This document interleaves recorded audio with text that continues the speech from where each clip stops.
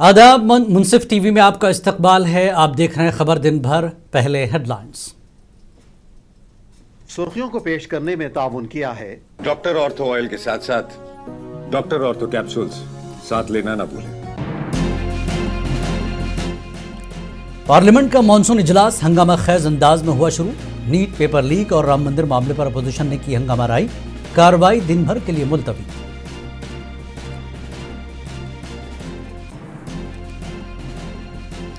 Cockroach जनता party ने NEET इम्तिहान में बेज़ाब्तगी के खिलाफ चलो पार्लियामेंट एहतजाज किया।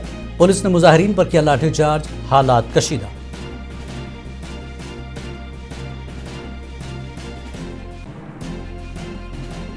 मरकजी वजीर जेपी नड्डा ने सीजेपी के रहनुमाओं से की मुलाकात। धरना खत्म करने की अपील। सीजेपी ने रखे 3 शराइत।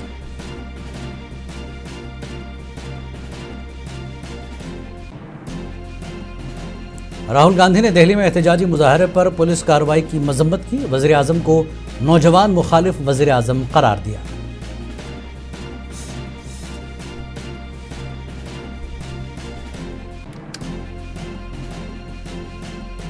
अमेरिका और ईरान के दरमियान कशीदगी। अमेरिकी फौज ने ईरान पर किए फ़िज़ाई हमले। ईरान ने की जवाबी कार्रवाई।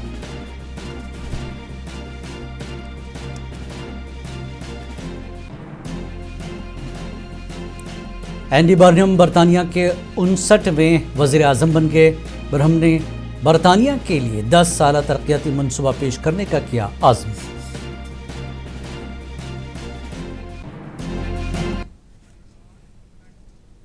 और अब खबरें तफसील से। पार्लियामेंट का मानसून इजलास हंगामा खेज अंदाज में शुरू हुआ।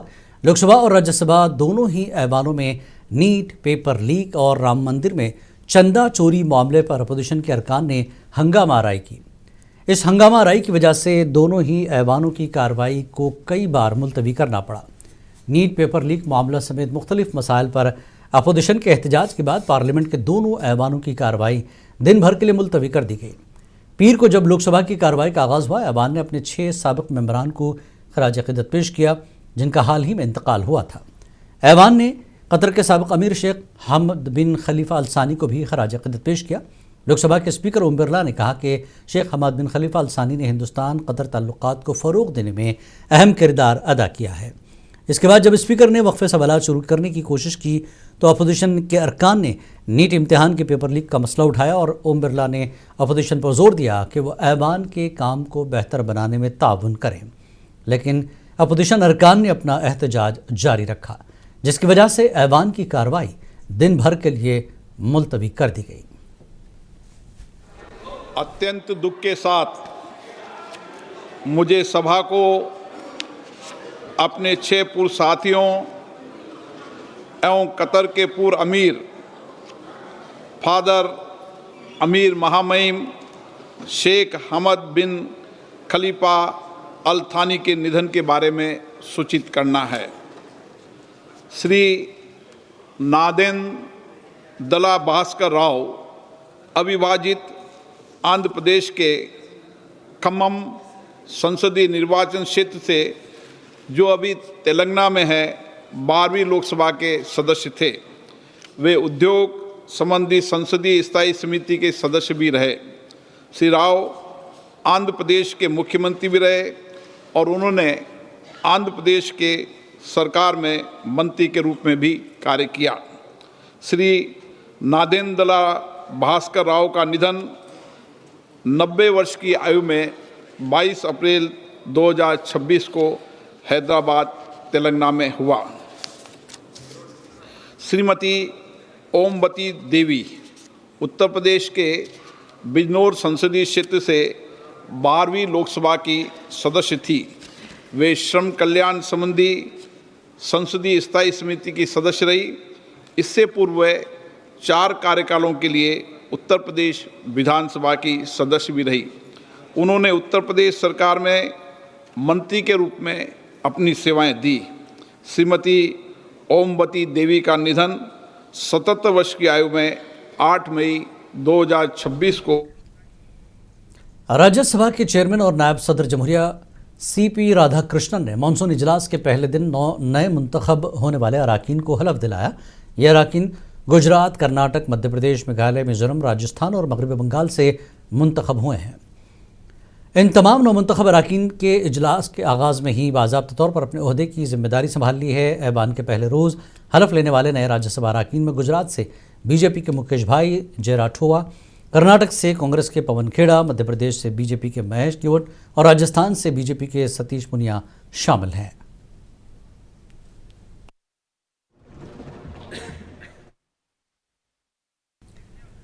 सीजेपी ने नीट 2026 इम्तिहान में मुबैना बेज़ाब्तियों के खिलाफ मरकजी वज़ीर तालीम धर्मेंद्र प्रधान के इस्तीफ़े का मुतालबा करने के लिए चलो पार्लियामेंट एहतजाज किया। इस मौके पर पुलिस ने मार्च को रोकने की कोशिश की, जिसके बाद हालात कशीदा हो गए। एहतजाजी मुजाहिरीन ने पुलिस की जानिब से लगाए गए बैरिकेडिंग को तोड़ दिया और नारेबाजी की। पुलिस ने एहतजाजी मुजाहिरीन को मुंतशिर करने के लिए लाठीचार्ज किया और आंसू गैस के शल बरसाए। पुलिस के लाठीचार्ज में कई मुजाहिरीन जख्मी हुए। The police has been absolutely brutal. They have broken the scalp of many students who were protesting here. Even a 15-year-old girl was brutally beaten up by male police officer, and the male police officer even tried to grab the hair of Sonam Wangchuk's wife, Mrs. Gitanjali Wangchuk. They even tried to lathi charge on her. मरकजी वजीर JP Nadda ने cockroach जनता party के रहनुमाओं से मुलाकात की। इस मौके पर जेपी नड्डा ने मुजाहिरीन से धरना ख़त्म करने और इंतज़ामिया के साथ ताउन करते हुए हालात को मामूल पर लाने की अपील की। उन्होंने कहा कि अवामी मफाद में अमन, कानून व नज़्म और मामूलात ज़िंदगी की बहाली ज़रूरी है।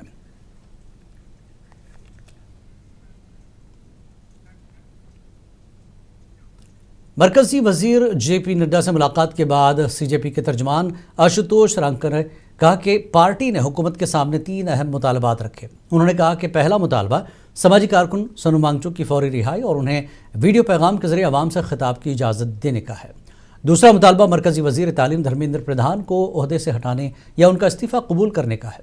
जबकि तीसरा मुतालबा नीट पर्चा लीक के बाद खुदकुशी करने वाले तलबा के अहल खाना को 1 करोड़ रुपये मुआवजा देने का है। हम 12 बजे के करीब लगभग नड्डा जी के रेजिडेंस पर आए थे। 2:15 बजे के आसपास उनसे मीटिंग हुई। हमने 3 डिमांड्स रखी हैं। पहला, सोनम वांगचुक जी को तत्काल प्रभाव से रिहा किया जाए और एक वीडियो के माध्यम से लोगों में वो अपना बात पहुंचा पाए, इस चीज़ को अलाउ किया जाए। दूसरी चीज़, धर्मेंद्र प्रधान जी जो कि एक नाकाबिल शिक्षा मंत्री हैं, उन्हें तुरंत प्रभाव से बर्खास्त किया जाए या फिर उनका इस्तीफ़ा स्वीकार किया जाए। और तीसरी डिमांड, जो भी नीट के पेपर लीक होने के बाद जिन स्टूडेंट्स ने आत्महत्या कर ली थी, उनके परिवार को 1 करोड़ रुपए। कांग्रेस लीडर राहुल गांधी ने दिल्ली में सीजेपी के एहतजाज के मौके पर एहतजाजी मुजाहिरीन पर पुलिस कार्रवाई की मजम्मत की और मरकजी हुकूमत को तनकीद का निशाना बनाया। राहुल गांधी ने वज़ीर आज़म को नौजवान मुखालिफ वज़ीर आज़म करार देते हुए कहा कि पेपर लीक के जिम्मेदार मुजरिम आज भी आज़ाद घूम रहे हैं, जबकि अपने जायज़ मुतालबात के लिए आवाज़ उठाने वाले तलबा को सड़कों पर घसीटा जा रहा है और लाठियों से पीटा जा रहा है। This country has a majority of young people. Prime Minister Modi is the most anti-youth Prime Minister India has ever had. The boys and girls who are walking the streets of Delhi are not criminals. They are demanding their rights. Their rights are to have an education system that respects them, to have an education system that is fair, to have an education system that is working. There's absolutely nothing wrong in what they're doing, and it's disgusting what the government is doing and what the police is doing. This is absolutely no way to behave. Tear gassing students, lathi charging students is not democratic. It's not India's way, and it is not the way this should be done. They have legitimate demands. The Prime Minister should accept these demands and do something about it. Everybody is sick and tired of the way our education system is running. Everybody is sick and tired of how the RSS has captured our education system and how all our institutions are being run by one organization. This is a natural response that the young people of India are making, and it should be respected. We've been raising this issue not for weeks or months. We've been raising it for years. There's a fundamental problem, and Modi disrespects all the young people of this country. All they believe in is asatya and hinsa, which are the Delhi में जारी एहतजाज के दौरान समाजी कारकुन सोनम वांगचुक की अहलिया गीतांजलि जांगमू ने हुकूमत से फौरी मदाखलत का मुतालबा किया। उनका कहना है कि मुल्क भर के तकरीबन 25 लाख नौजवान इस तहरीक की हिमायत कर रहे हैं, जो इस बात का सबूत है कि तालीमी निज़ाम, तालीमी पॉलिसियाँ और शोबे तालीम की मजमूई हुक्मरानी में संगीन खामियाँ मौजूद हैं। उन्होंने कहा कि हुकूमत को नौजवानों की आवाज़ सुननी चाहिए और इस मसले का जल्द हल निकालना चाहिए। गीतांजलि ने कहा कि सोनम वांगचुक ने अपना भूख हड़ताल ख़त्म करने के लिए 3 शर्तें रखी हैं। पहली बात मैं ये कहना चाहूँगी कि 4-5 किलोमीटर तक इतनी बड़ी संख्या में युवाएं हैं, एटलीस्ट 25 लाख युवा जो इसको समर्थन कर रहे हैं। तो इससे ये पता चलता है कि हमारी शिक्षा पद्धति, एजुकेशनल पॉलिसीज़ और सिस्टम्स बहुत बिगड़े हुए हैं जो हर एक इस युवा को अफेक्ट कर रहे हैं। तो जल्दी से जल्दी गवर्नमेंट को उनकी बात सुननी होगी और उनका ये करेक्ट करने का गवर्नेंस का तरीका है कि यूथ की बात सुनी जाए और ये मैटर को जल्दी से जल्दी रिजॉल्व किया जाए। तो सोनम ने 3 कंडीशंस कही हैं, तभी वो अपना फास्ट तोड़ेंगे। धर्मेंद्र प्रधान का रेजिग्नेशन, फिर कैबिनेट मिनिस्टर्स। और भाई सीधे रुख करते हैं दिल्ली में हमारे नुमाइंदे गुफरान का, जो आज ग्राउंड जीरो पर मौजूद थे। गुफरान, जिस तरह से आज जंतर मंतर से पार्लियामेंट तक एक हंगामा देखा गया और पार्लियामेंट को मुलतवी करना पड़ा, क्या कुछ आगे की लाहे अमल जो है कॉकरोच जनता पार्टी की सामने आई है और इस वक्त क्या सूरत हाल है जंतर मंतर पर? गुफरान,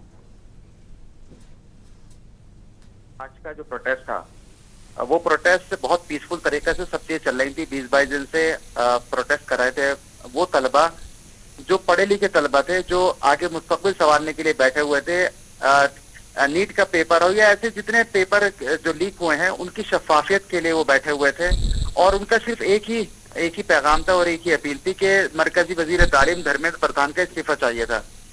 वो आज जब यहाँ पर जो सूरत हाल जो खराब हुई है वो पूरी तरह से एक साजिश के तहत किया गया है। जब हम वहाँ पर ग्राउंड जीरो पर मौजूद थे, तमाम चीजें हमने देखी हैं। वो बच्चे वो पीसफुल तरीके से प्रोटेस्ट और मार्च निकालना चाह रहे थे, लेकिन उनको जिस तरह से आरएफ की बात करें, जो रैपिड एक्शन फोर्स है, उन्होंने जिस तरह से माहौल को खराब किया, या दिल्ली पुलिस के अफसरान हो या दिल्ली पुलिस के जो सिक्योरिटी एहलकार हो, उन्होंने जिस तरह से बच्चों पर अटैक किया या बच्चों को जाने से रोका या बच्चों को पीसफुल तरीके से प्रोटेस्ट को परमिशन नहीं दी गई, तो कहीं ना कहीं वो माहौल जो है उससे ज्यादा खराब हुआ, जिसके जरिए बच्चों पर लाठीचार्ज और बच्चों को जिस तरीके से जदोकोब किया गया, बच्चों को जिस तरह से टारगेट किया गया और बच्चों को इस कदर मारा गया, इस कदर पीटा गया कि कुछ बच्चे बेहोश हो गए। जानी साहब, तकरीबन मेरे अकॉर्डिंग जो मैंने आसपास का जो मुवाजना किया, तकरीबन आसपास का जो एरिया था 3 से 4 किलोमीटर का दायरा होगा। पटेल चौक हो या पटेल चौक के पास पार्लियामेंट स्ट्रीट हो, पार्लियामेंट स्ट्रीट के बाद अशोक रोड हो, अशोक रोड के बाद जो रायसेना मार्ग हो, वो तमाम जो एरिया था वहां पर बच्चे पीसफुल तरीके से मार्च निकाल रहे थे, लेकिन तकरीबन 50 से ज्यादा बच्चों को जख्मी किया गया और जख्मी इस कदर किया गया कि कुछ बच्चे उसमें बेहोश तक हो गए। तो सवाल ये पैदा होता है कि वहां पर जो एहलकारों को किस तरह से परमिशन दी गई कि आप उनको किस तरह से अटैक करें। हमने ये भी देखा कि जो समाजवादी पार्टी की सीनियर रहनुमा है डिम्पल यादव, जो मेंबर ऑफ पार्लियामेंट है लोकसभा, वो भी यहाँ पर आई। उन्होंने कहा कि आप बच्चों को जब कोई अगर गलत काम करता है तो पुलिस का काम ये होता है कि उन्हें डंडे मारा जाए, डंडे वहां पर मारा जाए, टांगों पर मारा जाए। लेकिन वहां पर देखा जिलानी साहब के बच्चों को चेस्ट पर यानी छाती पर उसके मारा गया, मुंह पर मारा गया, उनके घूंसे मारे गए या उन्हें पथराव किया गया। यानी माहौल जो आप खुद खराब करना चाह रहे हैं बच्चों को। गुफरान, एक चीज और है, आज पार्लियामेंट से भी काफी सपोर्ट मिलता दिखाई दिया। कई नेता जो है कॉकरोच जनता पार्टी को सपोर्ट करते हैं, यानी उनके हक में बयान देते हुए नजर आते हैं। अब दूसरी बात, सीजेपी के नेताओं ने 3 शर्तें रखी है। सरकार की तरफ से क्या कोई रिएक्शन अभी तक सामने आया है किसी भी तरह के सोर्सेस से? देखिए, सरकार कहीं ना कहीं चीजों को लेकर संजीदगी तो आज उन्होंने दिखाई दी। जिस तरह से मरकजी वजीर तालीम जेपी नड्डा साहब ने मुलाकात की है, तो ये एक बड़ा उनके लिए कॉकरोच जनता पार्टी के लिए कह सकते हैं एक अच्छा उनके लिए बेहतर मुस्बत वो उनके लिए राह खुली। लेकिन अभी तक फिलहाल कोई ऐसे इनपुट्स नहीं मिले हैं कि सरकार ने इस पर कोई ज्यादा मजीद संजीदगी के साथ इस पर बात की हो। और जिलानी साहब, अभी तक जो इनपुट्स ये भी मिल रहा है कि जो जंतर मंतर का जो पूरा एरिया वो उसको पूरी तरह से प्रोटेस्टर्स के जरिए जो मुजाहिरीन थे जो प्रोटेस्ट कर रहे थे उनको खाली करा लिया गया है। वो प्रोटेस्ट जो है पार्लियामेंट स्ट्रीट थाने के सामने वो जो पूरा जो एक लाइन है वहां पर प्रोटेस्ट किया जा रहा है। लेकिन अभी तक फिलहाल सरकार की तरफ से कोई ऐसा इनपुट्स नहीं मिल पा रहा है कि उन्होंने कोई इस पर दिलचस्पी दिखाई हो। इनके जो उन्होंने अपील की है, मुतालबात रखे हैं, उन पर उन्होंने कुछ एक्शन लेने की बिल्कुल कांग्रेस जनता पार्टी के नेताओं से मिलना, उनसे जो है उनके मुतालबात की कॉपी लेना, ये खुद सरकार के दबाव की तस्वीर साफ हमें दिखाई दे रही है। बहुत बहुत शुक्रिया गफरान इस जानकारी के लिए। आप नजर बनाए रखें इस पूरे माहौल पर, और जंतर मंतर पर के कोई अपडेट हो तो जरूर आपसे रब्ता किया जाएगा। बहरहाल सरकार ने कांग्रेस जनता पार्टी के नेताओं से मुलाकात की, 3 शर्तें उनकी रही, उनको सुना संजीदगी से। दबाव में है सरकार, ये साफ जाहिर होता है। आगे बढ़ेंगे अगली खबर की तरफ। दिल्ली में सीजेपी के एहतजाज के मौके पर दिल्ली पुलिस ने मुजाहिरीन से अमन व अमान बरकरार रखने की अपील की है। Additional commissioner of police Rajeev Ranjan ने कहा कि तमाम मुजाहिरीन सब्र तहम्मुल का मुजाहरा करें। Police appeals to all protesters to maintain peace, exercise restraint, and cooperate with the police in ensuring peace and public order. All participants are requested to conduct themselves in a peaceful manner, refrain from indulging in any unlawful or violent activities, and comply with the lawful directions issued by police officers or personnel deployed on duty. The public is advised not to believe or circulate rumors, misinformation, or unverified content through any platform. Citizens are requested to rely only on authentic sources of information and extend their cooperation. Uttar Pradesh के वज़ीर आला योगी आदित्यनाथ ने बाराबंकी के दरियाबाद और Ramnagar assembly हलकों में 542 करोड़ रुपए से ज़्यादा के 82 तरक्याती प्रोजेक्ट्स का इफ्तिताह और संग बुनियाद रखा। इस मौके पर वज़ीर आला ने मुख्तलिफ सरकारी फलाही स्कीमों से मुस्तफ़ीद होने वालों में सर्टिफिकेट और चेक्स भी तकसीम किए।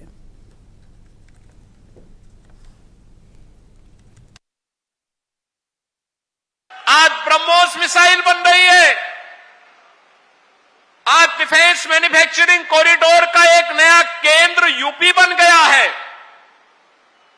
अब बेटी भी सुरक्षित है और व्यापारी भी सुरक्षित है, तो बड़े बड़े निवेश आ रहे हैं और यूपी के नौजवानों को यूपी के अंदर ही काम भी मिल रहा है। मुख्यमंत्री जी का त्रिपुरा के डीजीपी अनुराग धंगर अगरतला पुलिस हेडक्वार्टर में मुश्तबा हालत में मुर्दा पाए गए। उनको अगरतला के जीबी अस्पताल मुंतकिल किया गया, जहां डॉक्टरों ने उन्हें मुर्दा करार दिया।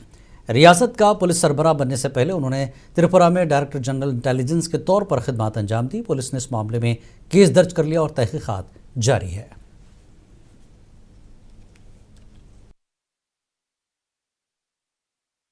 हमारे डॉक्टर्स अभी काम कर रहे हैं। मेरा आपको एक ही रिक्वेस्ट है कि आप काम करने दीजिए, और जो भी स्टेटस है हॉस्पिटल की, जो हमारे एमएस है उनका ऑफिस से इशू किया जाएगा। आप थोड़ा सा इंतजार करिए। सर क्या हुआ था, क्या हुआ? আপনি তো পুলিশ হেডকোয়ার্টার গিয়েছিলেন, কি অবস্থা ছিল, কি পেলেন? वहाँ पे जो बॉडी मिली थी, हमने बॉडी यहाँ पे लाई है, और डॉक्टर्स को हमने अगला जो भी प्रोसीजर करने के लिए वो वहाँ पे मेडिसिन। ओवरसीज तेलंगाना एसोसिएशन की जानिब से एक शानदार मुशायरा अंदाज हिंद 2026 और तहजीब अदब अवार्ड 2026 बरोज़ हफ्ता 25 जुलाई को Red Rose Palace Nampally Hyderabad में मुनक्किद किया जा रहा है, जिसमें नामवर शुअरा शिरकत करेंगे और अपना कलाम पेश करेंगे। इस ज़मन में ओवरसीज तेलंगाना एसोसिएशन के सदर डॉक्टर मोहम्मद अल कुरैशी ने मुंसिफ टीवी से बात करते हुए तफसीलात बताई। अस्सलाम वालेकुम रहमतुल्लाहि व बरकातुहू। ओवरसीज़ तेलंगाना एसोसिएशंस की जानिब से अंदाज़ हिंद मुशायरा 2026 में जो है आपका मैं खैर मक़दम करता हूँ, और उम्मीद करता हूँ कि जो है ख़ास तौर पे जो उर्दू के शायकीन हैं 25 तारीख़ बरोज़ हफ्ता शाम 8 बजे आप ज़रूर रेड रोज़ पैलेस आएंगे। और इस मुशायरे के जो शायर है ख़ास तौर पे जनाब अबरार काशिफ़, शबीना अदीब मैडम, खुशबू शर्मा, नूरी परवीन, शबनम अली और दीगर जो है मज़ाया शायरों में जो है वहीद पाशा, ज़िया शक्कर, टिपिकल जगतियाली, सुंदर मालेगावी और दीगर और जो है हिंदुस्तान से जो आ रहे हैं नईम फराज और आपके जो है प्रोफेसर मसूद साहब, काफ़ी जो है शुरा जो है मौजूद है यहाँ पर। और उम्मीद करते हैं कि जो है 25 तारीख़ जुलाई के दिन शाम 8 बजे आप ज़रूर रेड रोज़ पैलेस आएंगे, जहाँ पर एक खुसूसी इंतज़ाम वैले पार्किंग और फ्री पासेस का जो इंतज़ाम किया गया। आप ज़रूर आएँ। इंशाअल्लाह जो है आपका इंतज़ार रहेगा। इस मुशायरे के जो मीडिया पार्टनर्स है मुनसिफ टीवी, और आप मुनसिफ टीवी पे बरोज़ इतवार शाम 9:30 बजे इसकी रिकॉर्डिंग आप ज़रूर देखें। जज़ाकल्लाह, थैंक यू वेरी मच।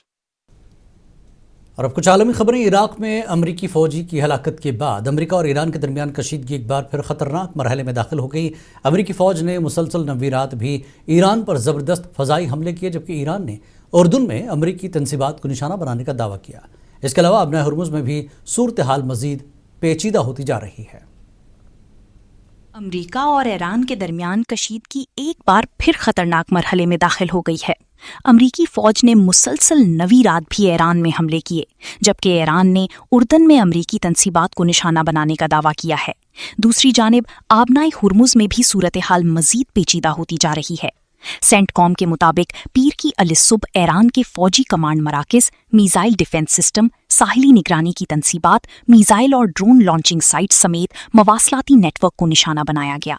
सदर ट्रंप ने दो टोक अंदाज में कहा कि 3 अमरीकी फौजियों की मौत के जवाब में आज रात ईरान पर फिर एक मर्तबा तबाहकुन हमले किए जाएंगे।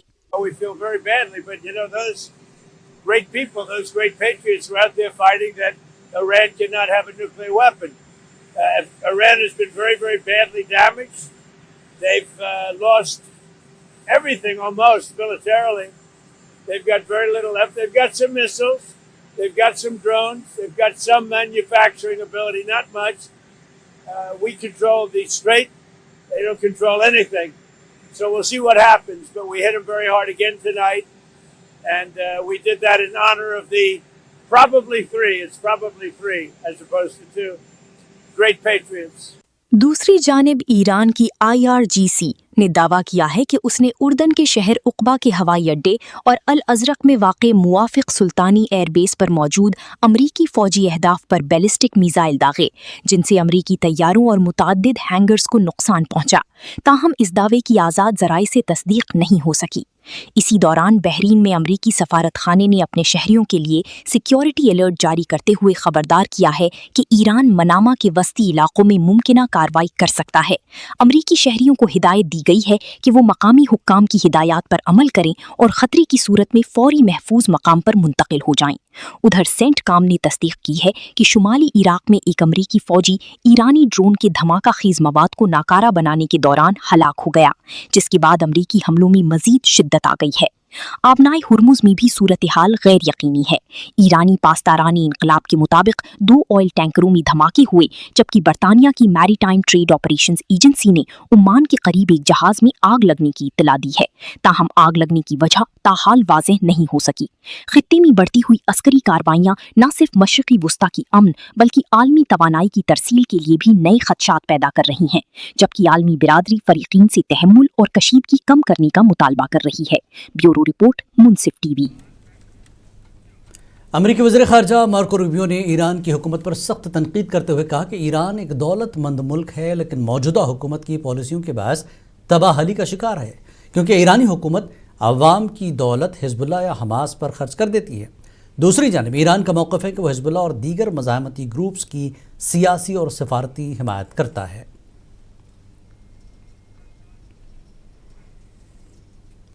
अमेरिकी सदर ट्रंप ने कहा कि कनाडा में लगने वाली शदीद जंगलाती आग पर काबू पाने में हर मुमकिन मदद फराहम करने के लिए अमेरिका तैयार है। ताहम उन्होंने कहा कि कनाडा से उठने वाला धुआं अमेरिकी शहरियों की सेहत और रोज़मर्रा ज़िंदगी पर मनफी असरात डाल रहा है और अमेरिकी इलाकों की फ़ज़ा को आलूदा कर रहा है।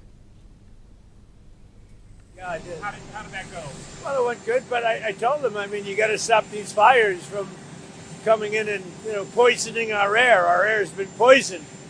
I have a good relationship with Mark Carney, but, we got to stop the fires up there. If we can help them, we'll help them. But maybe they should pay us some damages or something, or we should do some tariffs. But it was terrible. I mean, you had businesses closing. In particular, Michigan.